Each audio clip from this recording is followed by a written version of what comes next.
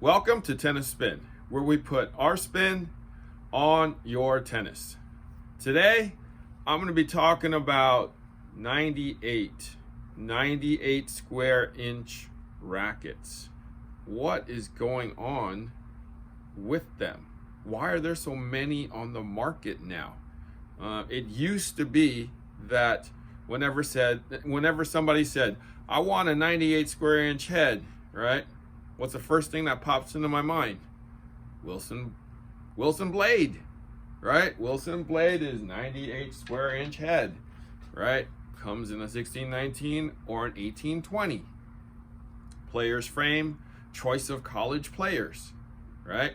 If another person said, oh, do you have another choice, right? If you wanted an alternative to a Wilson blade, well, we'd probably go to head. Radicals are 98, guys. We would have thought the speed would be a 95 because of Novak, but it's radicals that are, 98 that are 98s.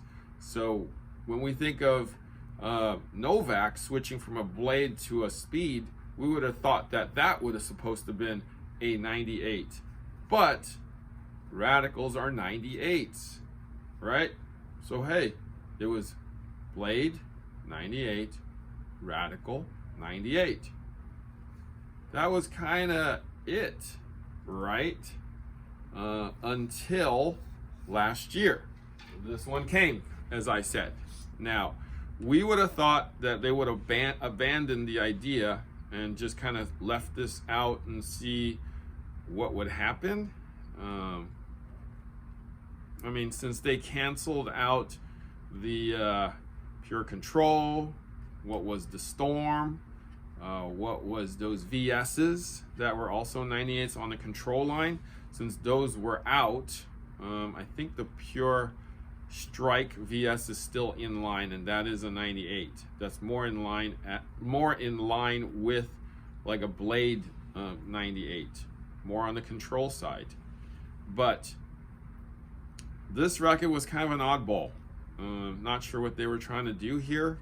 Maybe somebody who needed just a little more control. But then this year came around, and I was like, why? Right? I mean, what's Babolat thinking? Why do they want to make a 98 for that person who maybe doesn't want so much power, maybe a little more control on a pure drive? This racket, as maybe you guys even know, didn't do very well. So I would have thought, oh, they might have abandoned the 98 idea. This one's definitely a little more power than a blade.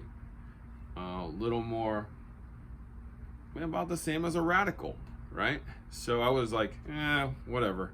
Oh wait, I forgot one thing. It was blade, radical, strike. Strike, 1619, 98, 1820, 98. So it's pretty much those three choices on the top tiers of 98s. Little more power than a blade, maybe a hair less power than a radical, but kind of in that player's domain of rackets. So it was only those three. They made the Arrow 98. So this thing didn't work. This thing ran into pandemic, because when they introduced this racket, pandemic happened, and it kind of lost all of its marketing and gusto. So both of these are kind of struggling along the way here. I mean, I've sold a few of these along the way. I've sold a few of these along the way, but nowhere like a blade, right? I sell blades way more than these, but 98 seems to be a trend moving forward. E-Zone 98 was a good one, is a good one for this year. There was one last year too that came out the year before. Not very good, right? But this one, as I keep calling it Racket of the Year, right, is probably best in class. So if you're looking for a 98, this is definitely the one to try and possibly to buy, right? So 98, you go with an E-Zone. Now, but look at everybody else has kind of jumped into the fold. Head using an Extreme Tour in a 98 also.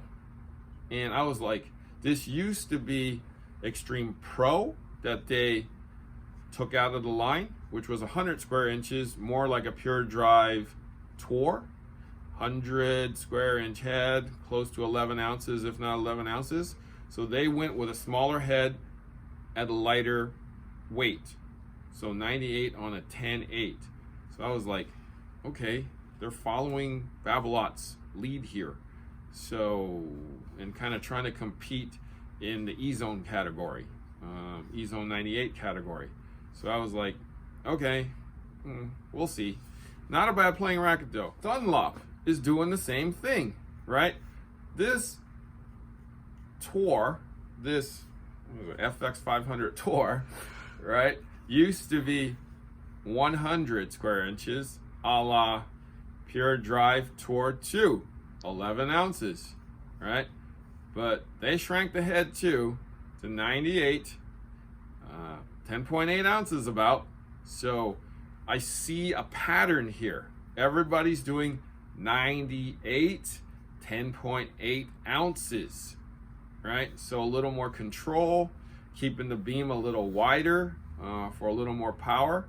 So I'm not sure if these racket companies are kind of inventing another category within a category, or they're going after a category that is kind of small right now that people might fill in, that kind of this racket owns or a Pure Strike owns, and kind of dive into there and build up that category. But 98 seems to be a big trend right now. I don't sell too many of them though, except for, you know, this E-Zone, those strikes, and those blades. So those teams tend to be the top three rackets in the 98 category. So what do you guys think? Do you guys play with a 98? Do you guys play with any of these rackets in these categories? Do you like them? Why do you think that they're doing this?